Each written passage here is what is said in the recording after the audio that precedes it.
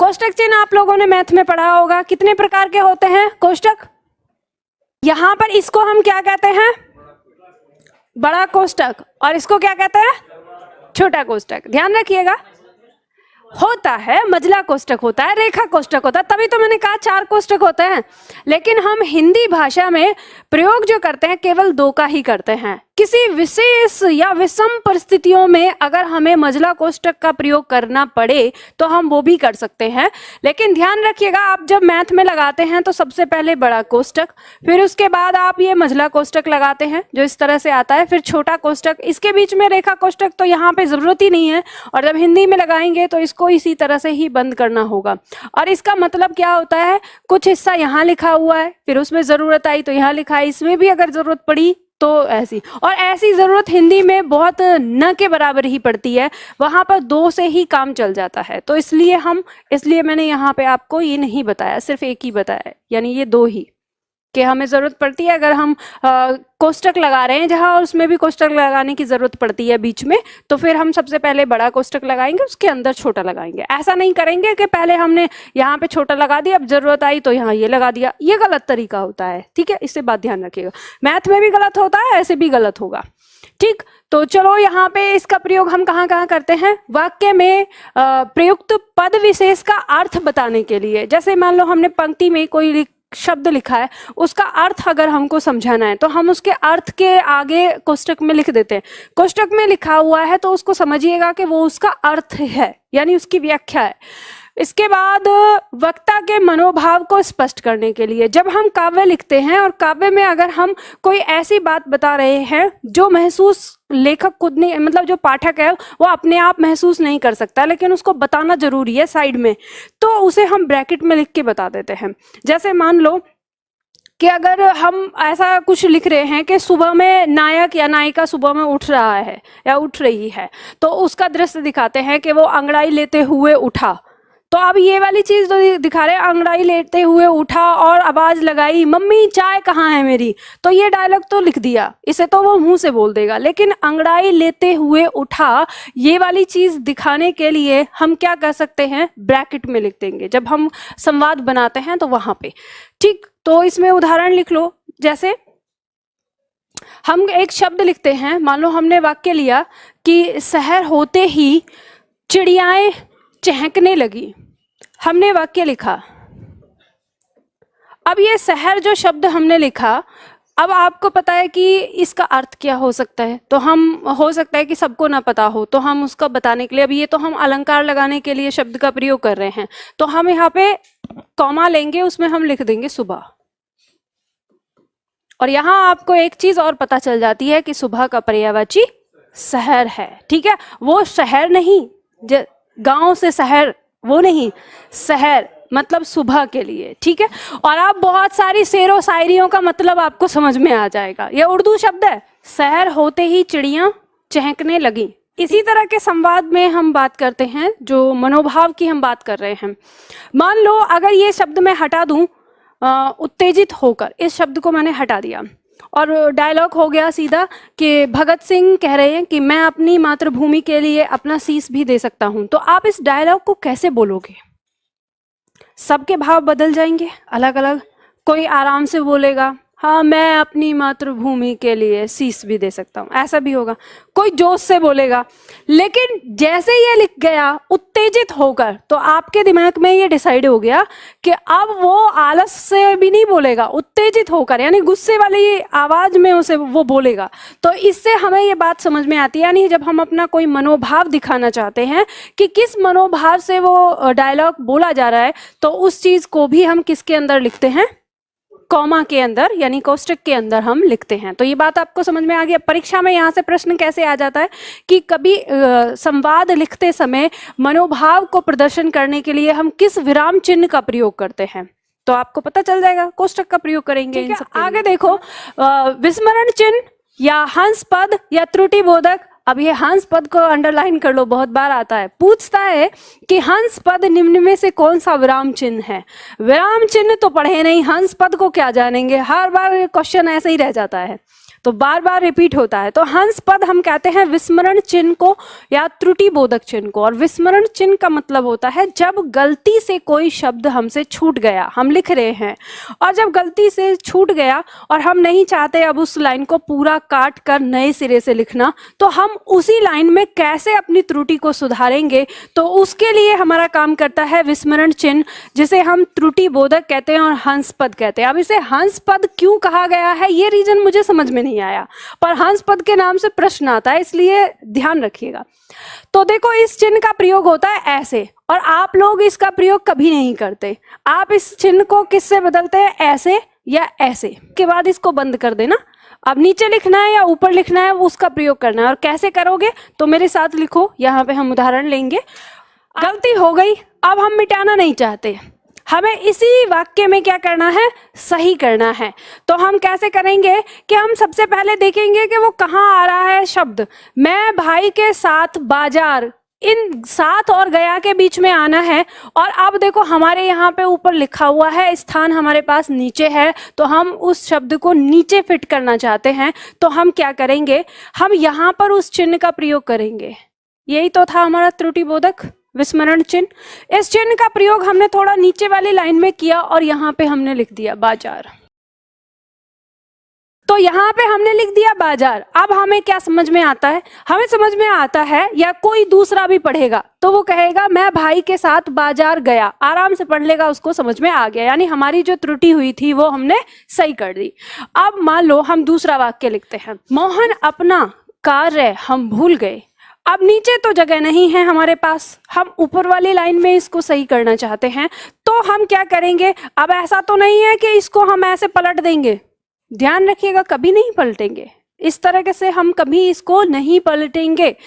बस अंतर क्या होगा, जब हमने नीचे लिखा था तो लाइन के नीचे वाले हिस्से पे इस चिन्ह का प्रयोग किया था, और जब हम इसको ऊपर लिखने जा रहे हैं तो लाइन के ऊपर वाले हिस्से पर हम इसका प्रयोग करेंगे। ठीक है, और यहाँ लिख देंगे मोहन अपना कार्य हर रोज करता है। अब एरो नहीं लगाना है, इससे पहले आप एरो लगाते थे। आगे बढ़ते हैं, अगला पॉइंट आता है हमारा लाघव चिन्ह। लाघव चिन्ह को हम संकेत चिन्ह के नाम से भी जानते हैं, दूसरा नाम है इसका संकेत चिन्ह। लाघव शब्द लघु से बना है, लघु मतलब छोटा। जब हम किसी बड़े वाक्य को हम या बड़े शब्द को हम छोटे रूप में लिखना चाहते हैं तो वहां पर हम जिस चिन्ह का प्रयोग करते हैं उसी को हम क्या कहते हैं, लाघव कहते हैं। जैसे उदाहरण के लिए देखो, हम लिखना चाहते हैं उत्तर प्रदेश, और उत्तर प्रदेश हमारा ज्यादा लंबा हो जाता है, तो हम इसको उत्तर प्रदेश को लिखने के लिए हम उ और ये लाघव चिन्ह और इस तरह से लाघव चिन्ह का प्रयोग करके लिख देते हैं, और इसे हम पढ़ते हैं कि इसका मतलब क्या है, उत्तर प्रदेश। और ये चीज हम बहुत फेमस शब्दों के साथ ही करते हैं, जिसका मतलब लगभग हर किसी को पता होता है। ठीक है, जैसे मान लो शब्द है हमारा डॉक्टर। डॉक्टर शब्द है, इसके लिए हम प्रयोग करते हैं तो हम इसका प्रयोग इस तरह से करते हैं। अब एक बात और ध्यान रखिए, जब हम अंग्रेजी भाषा का प्रयोग करते हैं तो उसमें बिंदी का प्रयोग होता है, ठीक है, शॉर्ट के लिए, जो छोटा शब्द बनाने के लिए।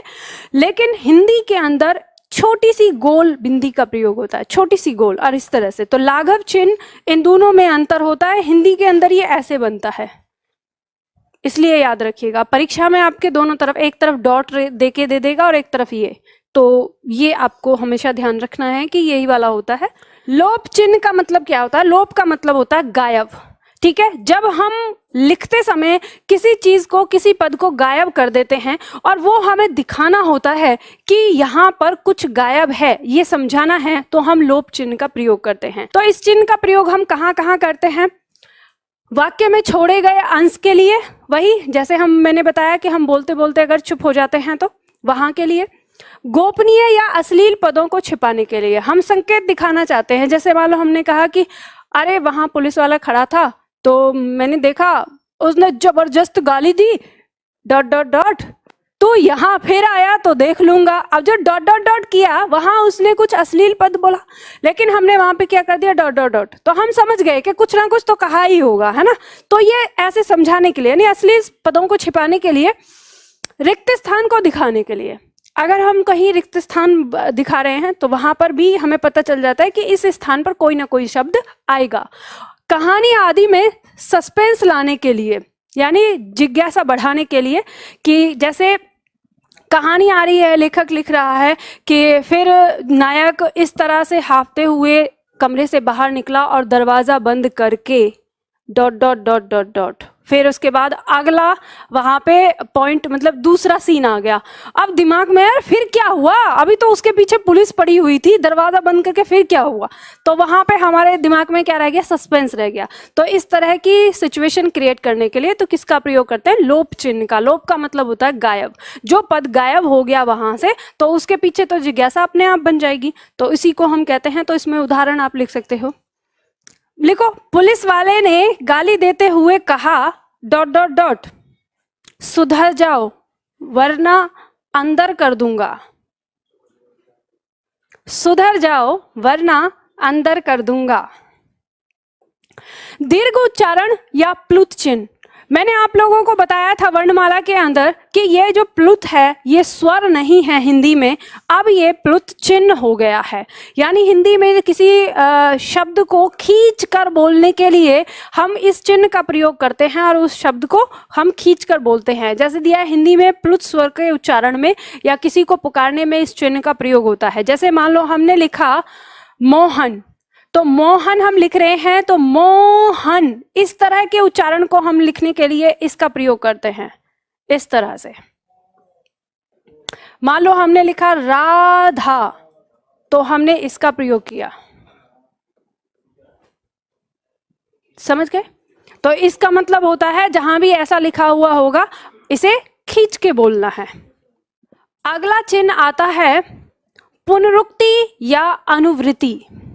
पुनरुक्ति हो या अनुवृत्ति हो, इसका मतलब होता है दोहराना, एक चीज को फिर से दोहराना, ठीक है। पुनरुक्ति का मतलब होता है, तो जब हम ऊपर लिखे हुए शब्द को नीचे अगर हम दोहराना चाहते हैं तो हम वहां पर इस चिन्ह का प्रयोग करते हैं, और ये माना जाता है कि जो ऊपर लिखा है वही शब्द नीचे भी है, तो वहां हम इसका प्रयोग करते हैं। और किस तरह से करते हैं वो देखिए, जैसे आप लोगों ने कभी अपने घर के लिए राशन लिखा होगा तो आप अक्सर इस चिन्ह का प्रयोग करते होंगे, या फिर जब आप मैथ में पढ़ते हैं एकक नियम जो आते हैं कि इतने मजदूर इस काम को इतने दिन में करते हैं, तो इतना मजदूर इस काम को, अब यहाँ पे आप दोबारा नहीं लिखते, अब यहाँ पे क्या लगाते हैं, पुनरुक्ति चिन्ह लगाते हैं, तो वही पुनरुक्ति चिन्ह यहाँ पे हम प्रयोग करते हैं।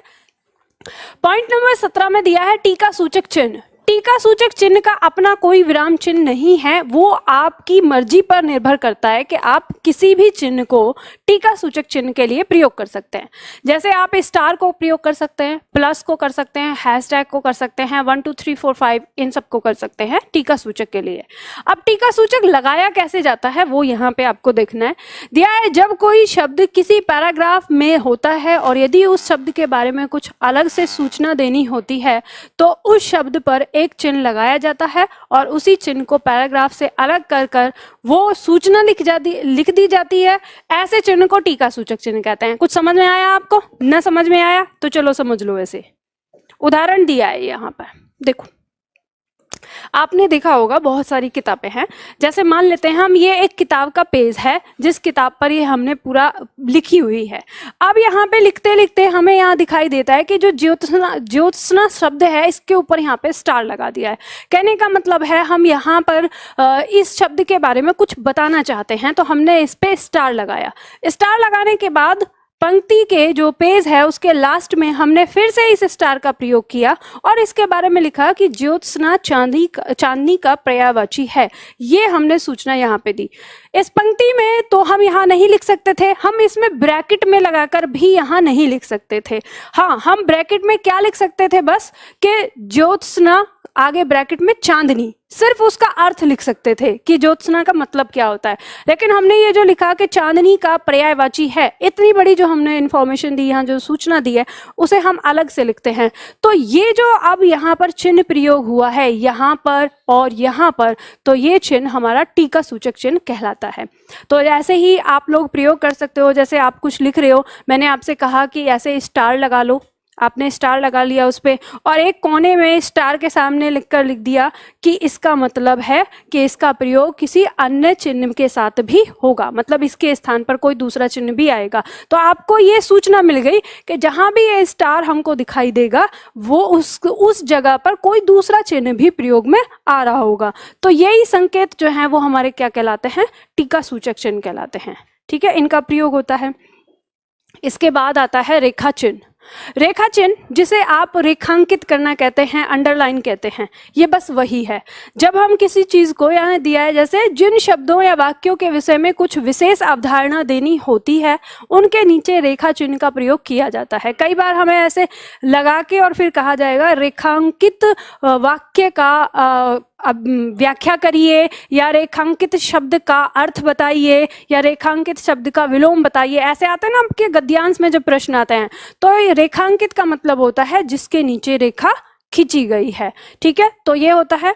इसके बाद आता है हमारा तुल्यता सूचक चिन्ह। तुल्यता सूचक चिन्ह जिसे हम बराबर का चिन्ह भी कहते हैं। लिखिए इसके अंदर एक पंक्ति, किसी शब्द का अर्थ दिखाने के लिए तुल्यता सूचक चिन्ह का प्रयोग करते हैं। किसी शब्द का अर्थ दिखाने के लिए तुल्यता सूचक चिन्ह का प्रयोग करते हैं। जैसे देखो, आप अगर कॉमा का प्रयोग नहीं करना चाहते हैं और इसका अर्थ दिखाना चाहते हैं, ये सिंगल पे देखो कॉमा का प्रयोग जो होता है, जो आपने कोष्टक चिन्ह का प्रयोग किया है, वो वाक्य के मध्य में होता है। जब वाक्य के मध्य में आप किसी शब्द का अर्थ दिखा रहे हैं। लेकिन अगर केवल ऐसे शब्द जैसे पाषाण लिखा हुआ है शब्द, या धरा शब्द लिखा हुआ है, अब आपको इसका अर्थ दिखाना है, तो यहाँ पे आप कॉमा का प्रयोग न करके आप क्या करते हैं, बराबर का चिन्ह लगा देते हैं, यानी तुल्यता सूचक। और आप लिख सकते हैं पाषाण कहते हैं किसको, पत्थर को। तो हमें यहाँ पे पता चलता है कि जो चीज पत्थर है वही चीज पाषाण है, यानी दोनों क्या है, बराबर है। ठीक है, जैसे धरा पृथ्वी का पर्यायवाची होता है। ठीक है, तो हमें समझ में आ गया कि धरा ही पृथ्वी है, पृथ्वी ही धरा है, तो दोनों क्या है, इक्वल है, बराबर है। तो इस तरह से हम प्रयोग करते हैं। अथवा चिन्ह। अथवा चिन्ह आता है एक, इसमें लिखो अथवा चिन्ह हम किसे कहेंगे, किसी शब्द के स्थान पर दूसरे शब्द के प्रयोग को दिखाने के लिए अथवा चिन्ह का प्रयोग करते हैं। अथवा चिन्ह का प्रयोग करते हैं। एक बात और ध्यान रखिएगा, जब हम अथवा का प्रयोग करते हैं तो अंतिम में जो कर्ता होता है उसी के अनुसार क्रिया लगती है। अगर हम यहाँ पे घोड़ा और यहाँ गाय कर दें तो चल रही है हो जाएगा फिर। ठीक, तो यहाँ पे अब हमने जैसे इसमें लगाया, तो आप ये बताइए कि इस वाक्य को देखने के बाद आपके दिमाग में क्या आता है, कि घोड़ा चल रहा है या गाय चल रही है। दोनों में से कोई एक, हमें जानकारी नहीं है, इसलिए कहा है कि गाय अथवा घोड़ा। तो हम यहाँ पे अथवा ना लिखकर इस चिन्ह का प्रयोग कर रहे हैं। ठीक है, अभी तक हम हिंदी में ऐसे या अथवा ऐसे शब्द का प्रयोग करते थे, अब हम यहाँ शब्द न लिख के हम इस चिन्ह का प्रयोग करके इसे लिख सकते हैं। लेकिन नियम वही रहेगा कि जो क्रिया है वो अंतिम कर्ता के अनुसार होगी, जो अंतिम कर्ता है। समझ गए? आधा लिख दिया, पूरा कर दो उसको। मैदान में चल रहा है। ठीक है, समाप्ति सूचक चिन्ह। समाप्ति सूचक चिन्ह आपका एक ऐसा चिन्ह है जो एक निश्चित नहीं है, ये कई सारे लगाए जाते हैं। जैसे हम इस तरह से प्रयोग कर सकते हैं, जैसे हमने इस तरह से प्रयोग किया इसका, इसको कई बार 3 क्रॉस करके भी आता है। ठीक है, कई बार केवल इस तरह से आता है, कई बार आपको ऐसे आ जाता है, ऐसे लिखा, यहाँ क्रॉस कर दिया, ये आ गया। तो ये विभिन्न प्रकार से बनता है। लास्ट में लगता कैसे है, जब पंक्ति खत्म होती है, अभी इसको लिखना मत, इससे पहले एक पंक्ति लिखनी है आपको। जैसे यहाँ पे लाइनें कोई खत्म होती हैं, उसके 2-3 पंक्ति छोड़कर ये पेज के बीचों बीच में इसका प्रयोग कर देते हैं। और इसका प्रयोग कब, कहाँ, कैसे होता है, तो उसमें लिखो किसी लेख अथवा अध्याय, किसी लेख अथवा अध्याय अथवा पुस्तक की समाप्ति पर इस चिन्ह का प्रयोग किया जाता है। और उसके नीचे ये लिखना है आपको। ठीक है, उसके नीचे ये लिख लो, आपकी परीक्षा में अलग अलग तरीके से पूछा। एक बार पूछा गया था निम्न में से समाप्ति सूचक चिन्ह कौन सा है, तो ऑप्शन में ये दिया हुआ था, ठीक है। एक बार पूछा था प्रश्न कि समाप्ति सूचक कैसे लगाएंगे, तो ये दिया हुआ था नीचे। कई बार ये रेखा मतलब रेखा सूचक चिन्ह के आ जाता है, तो रेखा चिन्ह में तो नहीं, आपको ध्यान देना है कि बुक के अगर मध्य में लगाया हुआ है तो ये आपका समाप्ति सूचक चिन्ह होता है, ठीक है। तो इस तरह से आप इस चिन्ह का प्रयोग कर सकते हैं और ऐसे ही आपका ये विराम चिन्ह भी यहाँ पे समाप्त हो जाता है। और जितने भी विराम चिन्ह आपने पढ़े उनको अच्छे से लगाना सीखना है।